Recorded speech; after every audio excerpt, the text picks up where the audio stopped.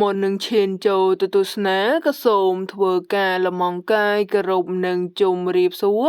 ទៅកាន់ពុកម៉ែបងប្អូនទាំងអស់គ្នាដែលចូលចិត្តទស្សនានៅតម្រុយឆ្នោតយួនក៏ដូចជាតម្រុយឆ្នោតអាវងនឹងឯងហើយពុកម៉ែបងប្អូនស្រឡាញ់ពេញចិត្តក៏ដូចជាទស្សនាជារៀងរាល់ថ្ងៃក៏សូមពុកម៉ែបងប្អូនទាំងអស់គ្នាកុំភ្លេចជួយចុច Subscribe អ្នកមួយផងដើម្បីទទួលបានរាល់តម្រុយឆ្នោតដែលឥតគិតថ្លៃជារៀងរាល់ប្រចាំថ្ងៃវងសូមលេខឆ្នោតច្បាសារ៉ូវ៉ែនតា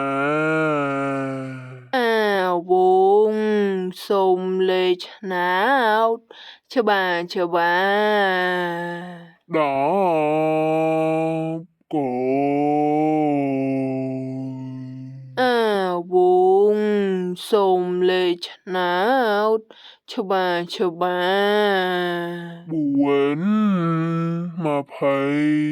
27វងសូមលេខឆ្នោ